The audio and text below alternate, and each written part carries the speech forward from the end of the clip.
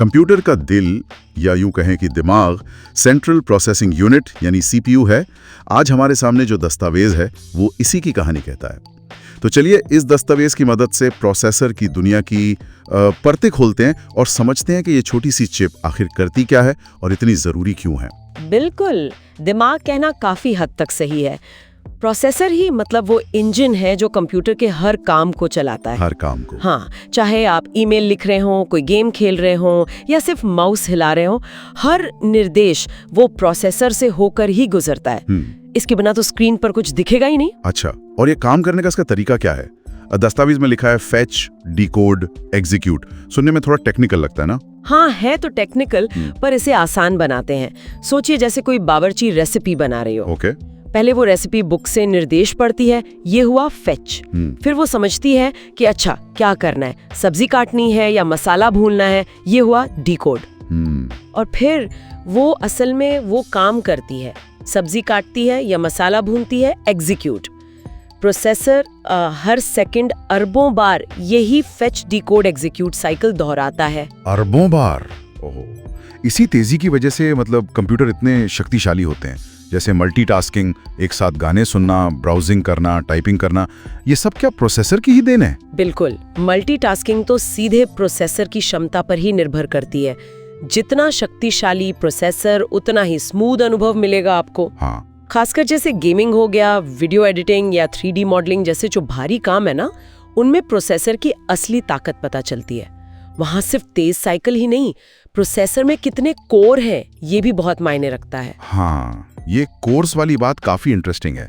दस्तावेज बताता है कि पहले सिंगल कोर प्रोसेसर होते थे, मतलब एक बार में एक ही मुख्य काम। हाँ बिल्कुल, वो शुरुआत थी, काफी धीमे थे आज के हिसाब से। फिर आए डुअल कोर, क्वाड कोर, और अब तो जैसा आप कह रही थी 8, 10, 16 कोर वाले प्रोसेसर भी काफी आम हो गए हैं। ये तो ऐसा हो गया है जैसे एक बावर्ची की जगह कई बावर्ची एक साथ काम कर रहे हो। एकदम सही उपमा है। हर कोर एक तरह से अपना खुद का फेच, डिकोड, एग्जीक्यूट साइकिल चला सकता है। इससे कंप्यूटर एक साथ कई कामों को ज्यादा अच्छे से, ज्यादा कुशलता से संभाल पाता है। अच्छा। और इंटेल की हाइपर थ्रेडिंग जैसी तकनीक तो एक कदम और आगे जाती है। हाँ। वो क्या करती है कि एक फिजिकल कोर को ऑपरेटिंग सिस्टम के सामने 2 लॉजिकल कोर की तरह दिखाती है। हाँ, तो उससे मल्टीटास्किंग और भी बेहतर हो जाती है। ये वाकई में कमाल की इंजीनियरिंग है। कमाल की है।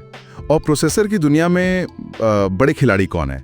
हम अक्सर इंटेल और AMD का नाम सुनते हैं। हाँ, डेस्कटॉप और लैपटॉप मार्केट में देखें तो इंटेल, जिनके core i3, i5, i7 series बहुत पॉपुलर है, और AMD जो अपनी राइजन सीरीज के साथ जबरदस्त टक्कर दे रहे हैं, ये मुख्य खिलाड़ी हैं। लेकिन मोबाइल की दुनिया बिल्कुल अलग है। वहाँ आर्म आर्किटेक्चर पर आधारित प्रोसेसर का दबदबा है, जैसे कॉलकॉम के स्नैपड्रैगन चिप्स हो गए या मीडियाटेक के चिप्स। हाँ, फोन में तो यही नाम दिखते हैं ज्यादातर। बिल्कुल, और एप्पल तो अपने M सीरीज चिप्स के साथ आर्म को लैपटॉप और डेस्कटॉप में भी ले आया है, और उसने प्रदर्शन और बैटरी लाइफ दोनों मामलों में इंडस्ट्री को चौंका दिया है। हाँ, वो तो है। M सीरीज की काफी चर्चा है। इनके अलावा सैमसंग और IBM जैसे बड़े नाम भी इस क्षेत्र में मौजूद हैं। मतलब कंपटीशन काफी तगड़ा है और इसी से इनोवेशन भी होता है। सही बात है। ये तो आज की बात हुई, लेकिन ये सफर शुरू कहां से हुआ था? दस्तावेज में 1971 के इंटेल 4004 का जिक्र है। पहला माइक्रो प्रोसेसर, 4 बिट का प्रोसेसर। आज के हिसाब से तो सोचना भी मुश्किल है। हाँ, वो कैलकुलेटर के लिए बना था, पहला माइक्रो प्रोसेसर। उसके बाद 8 बिट प्रोसेसर आए, फिर 16 बिट, जिसने IBM PC और x86 आर्किटेक्चर की नींव रखी। सोचिए, यह आर्किटेक्चर आज भी किसी न किसी रूप में इस्तेमाल होता है। कमाल है। फिर आया 32 बिट का दौर। इसने विंडोज जैसे ग्राफिकल इंटरफेस और ज्यादा कॉम्प्लेक्स सॉफ्टवेयर को मुमकिन बनाया। और फिर 2000 के दशक के मध्य में मल्टी कोर प्रोसेसर आ गए। ये एक बहुत बड़ा बदलाव था, है ना? हाँ, बहुत बड़ा, क्योंकि एक समय के बाद ना सिंगल कोर की स्पीड, जिसे क्लॉक स्पीड कहते हैं, उसे बढ़ाना बहुत मुश्किल और महंगा होता जा रहा था, और गर्मी मतलब हीट, वो भी एक बड़ी समस्या बन रही थी। अच्छा। तो मल्टी कोर प्रोसेसर ने प्रदर्शन बढ़ाने का एक नया ही रास्ता खोल दिया, और आज हम आर्म आर्किटेक्चर का उभार देख रहे हैं, जो दिखाता है कि सिर्फ स्पीड ही नहीं बल्कि डिजाइन की कुशलता यानी एफिशिएंसी वो भी कितनी महत्वपूर्ण है। तो जब हम प्रोसेसर की शक्ति की बात करते हैं तो किन चीजों पर ध्यान देना चाहिए?